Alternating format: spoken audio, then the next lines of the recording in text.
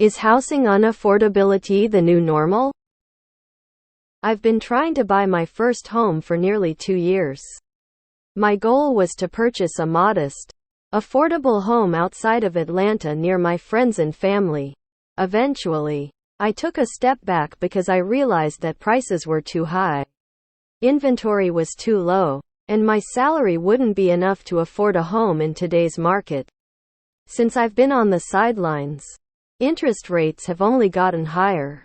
I work in IT for a local government agency in Atlanta and make $60,000.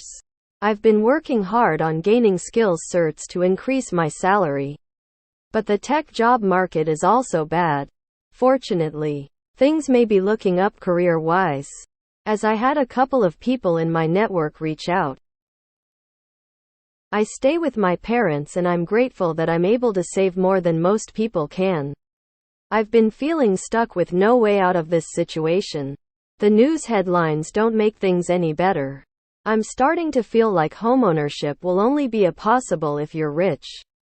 Do things like this usually turn around?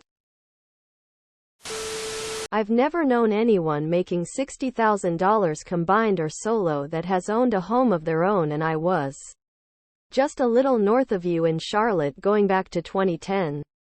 I guess I did know one person who made that much or less and bought a home, but it was a complete disaster that needed a lot of work.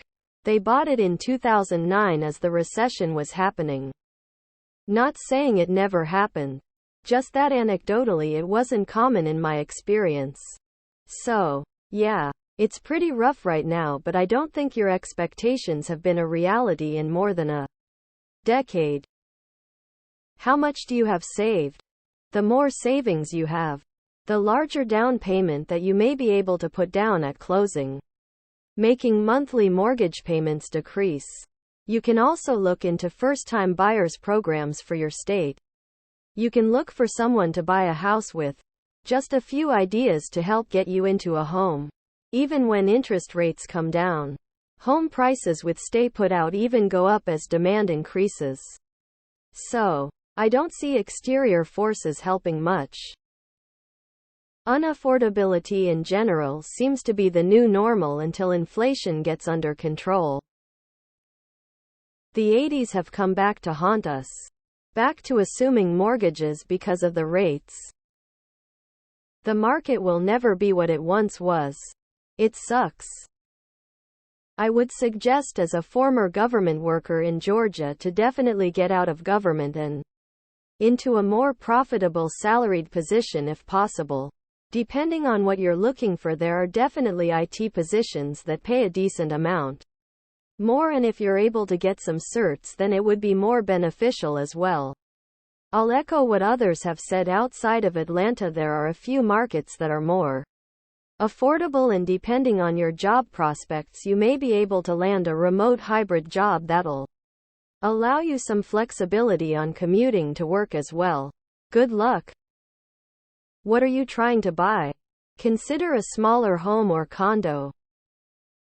You are underpaid for IT.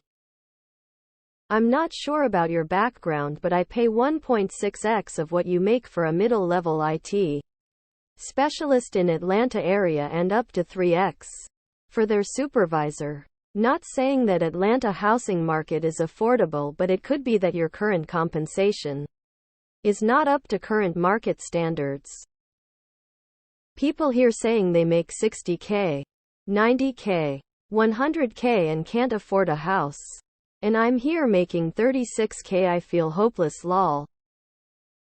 Atlanta has gotten so much more unaffordable in the last 2-3 years. Literally, if you bought a home in 2018 or 19, that home likely appreciated 50 or more. I'm not sure where you're located within the metro, but I'd suggest looking at places such as Noonan, Peachtree City, or down towards Stockbridge. Not cheap but more affordable than the northern or northeastern suburbs. If you're up north, I'd highly recommend parts of Woodstock. Lots of value and appreciation could happen there, as Woodstock is close to Milton, Roswell, Alpharetta. Good luck. Unfortunately, yes. Yeah. It's like the Fed tried to fix a supply problem by attacking demand and it didn't make prices go down enough to improve affordability. Increase your income to 6 figures first. It's hard to say if this will last or change at some point. There have been other times when real estate felt unaffordable like this. And something happens to change that. Just keep saving. Keep trying to increase your income. The tech job market is not bad lol. Have you thought about buying with a friend? A lot of people are doing that. It's not super complicated either. In the sense of drawing the paperwork and establishing the kind of ownership you both hold. You could also look for a multi-family and use the income on the other units to help supplement your payments. You could also just get a studio that's on the lowest end of the market. Not ideal. But it's not about being ideal. It is about having that place be your piggy bank for your next purchase. There's plenty inventory out near Stone Mountain and south of that below $200K. You'll need to buy where people don't want to live or pay up. Increase the tax burden on non-owner occupied single-family homes. Also remove 1031 tax deferment and any similar tax avoidance used by businesses and house flippers. Unaffordable housing hurts the economy and society. Well, somebody is affording them, otherwise prices wouldn't have been driven up so high. $60K in Atlanta is unfortunately not enough near a major metro. Maybe start with a condo.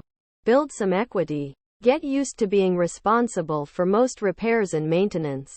Find out if homeownership is for you. I think lowering your expectations for your first home is a really important thing for people like yourself. Buy a condo or a townhouse. Anything to get some money in the market and start building equity. That is the norm until there is more supply. They are building expensive homes, not affordable ones.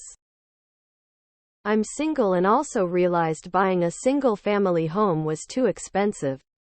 I was able to save enough for a down payment but was nervous to have to keep up with maintenance bills. You should look into a term called house hacking. What I did was put 3.5 down in a duplex. I still pay into my mortgage, but it's a lot less than any rent around me outside of Philly. Being a landlord in your own house is strange, but I am able to keep up with my bills and actually renovate a lot of it with the help of my tenants. I did this on a $42K a year job. The Atlanta area is relatively affordable for a large city. There are homes for sale under $250,000 that should be affordable now.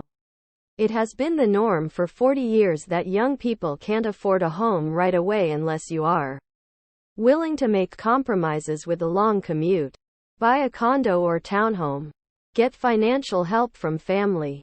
Or get married and have dual income. It continues to get worse the more people that want to live in certain areas. Only so many SFH you can fit on a piece of land, and the high cost of large apartment condo buildings means they are already above the average affordability in an area.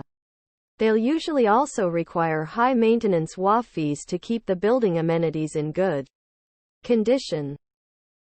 It depends where in ATL you are looking. If you are looking in the metro area, yeah, it's a tough market. Outside 285 might be able to haggle. Where I grew up, the cheapest house was $600K, and that was 20 years ago. US is one of the most affordable real estate markets in the world versus median incomes. And your state is one of the most affordable. You're going to need a wife or a roommate to afford a home. $60,000 isn't shit anymore if you don't already own a home with equity. It is until we build like 10 more homes in the US. Call your congressman woman and ask them for a federal initiative like was done in 1948 to build millions of homes. This will make them affordable.